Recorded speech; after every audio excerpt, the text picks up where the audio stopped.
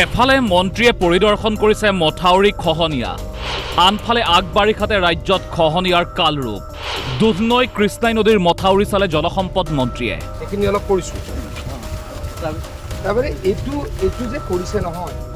দক্ষিণ কামৰূপত জলসম্পদ মন্ত্ৰী পীযুষ হাজৰিকা, বিভাগীয় অভিযন্তা কৰ্মচাৰীক লৈ মথাউৰি চালে মন্ত্ৰীয়ে। যোৱা 2 বছৰৰ পৰাই এই সমস্যাটোৰ বিষয়ে শুনি আছিলোঁ। আমাৰ এইখিনিত এখন কৃষ্ণাই নদী আৰু এখন দুধনৈ নদীত ফ্লাড হয় আৰু ছাডেনলি আহি ইয়াতে মথাউৰি নষ্ট কৰে।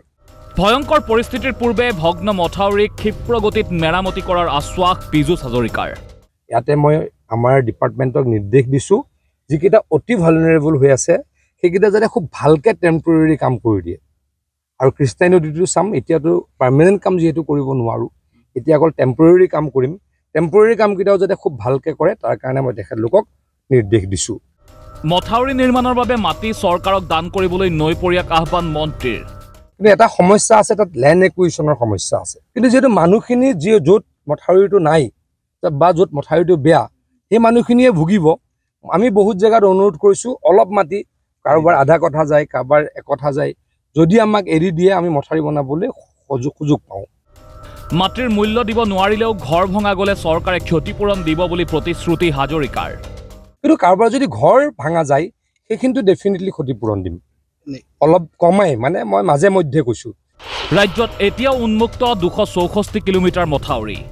এই মুহূৰ্তলৈকে আমাৰ ডিপাৰ্টমেণ্টে আমাক জনোৱা মতে 264 কিলোমিটাৰ উন্মুক্ত হৈ আছে। বহু স্থানত মথাউৰি নিৰ্মাণ সম্ভৱ নহয় বুলি পীযুষ হাজৰিকাৰ মন্তব্য। কিয় নোৱাৰি কাৰণো দৰ্শালে মন্ত্ৰীয়ে। ক'ৰবাত টেকনিকেলি মথাউৰি বনাব নোৱাৰিব পাৰোঁ, মথাউৰি বনোৱাৰ কিছুমান ইছ্যু থাকে। নিজৰ সমষ্টিটো বান হয়, পবিতৰা ৰাষ্ট্ৰীয় উদ্যান থকা বাবেই মথাউৰি নিৰ্মাণ কৰিব নোৱাৰি মন্ত্ৰীৰ দুখ। এতিয়া মোৰ সমষ্টিতে মই এখন নদী আছে, তাত স্লুইচ গেট বনাব নোৱাৰোঁ কাৰণ তাত পবিতৰা আছে, গতিকে অলপ বানপানী হ'বই মোৰ সমষ্টিত। নগৰবেৰাৰ মহচৰাত খহনীয়াৰ কালৰূপ। কেমেৰাৰ সন্মুখতে নৈত জাহ গ'ল পানী যোগান আঁচনি। ঐতিহাসিক বিদ্যালয় খহনীয়াৰ কবলত পৰাৰ পূৰ্বে ভাঙিছে শিক্ষাৰ্থীয়ে। আমাৰ এইখন পুৰণি এখন বিদ্যালয় নদীৰ কবলত পৰিছে। ব্ৰহ্মপুত্ৰৰ সুঁতিত জাহ গ'ল শতবৰ্ষ গৰকা মছজিদ, বিদ্যালয় আৰু জনস্বাস্থ্য কাৰিকৰী বিভাগৰ আঁচনি। আমাৰ স্কুলৰ একেবাৰে কাষত জল জীৱনৰ এখন আঁচনি আছিল, সেইখিনিও নদীয়ে লৈ গ'ল। আমাৰ স্কুলৰ লগত এখন পুৰণি মছজিদ নদীত গুচি গ'ল। ভাবুকি আহিছে নৈ পৰিয়াললৈ। ইতিমধ্যে 20টা পৰিয়ালে হেৰুৱালে মাটি ভেটি। কমচে কম যোৱা বছৰৰ পৰা বৰ্তমানলৈকে 20ৰ পৰা 30টা পৰিয়াল মানে গৰাখহনীয়াৰ কবলত পৰি ককবকাই আছে। স্থানীয় বিধায়ক আশ্ৰাফুল হুছেইনৰ ওপৰত ক্ষোভ স্থানীয় বাসিন্দাৰ। বিধায়কে হেনো কথাহে কয়, কামত শূন্য। চেঙা সমষ্টিৰ যিজন বিধায়ক আশ্ৰাফুল হুছেইন, তেখেতকতো মই আগৰ পৰাই বহুবুলকি বিধায়ক বুলি কওঁ। মানে কথা আৰু কামত মিল নাই, কথা বেছি কয় কিন্তু কামত একেবাৰে শূন্য। জলসম্পদ মন্ত্ৰীক শীঘ্ৰেই ব্যৱস্থা গ্ৰহণৰ অনুৰোধ স্থানীয় ৰাইজৰ।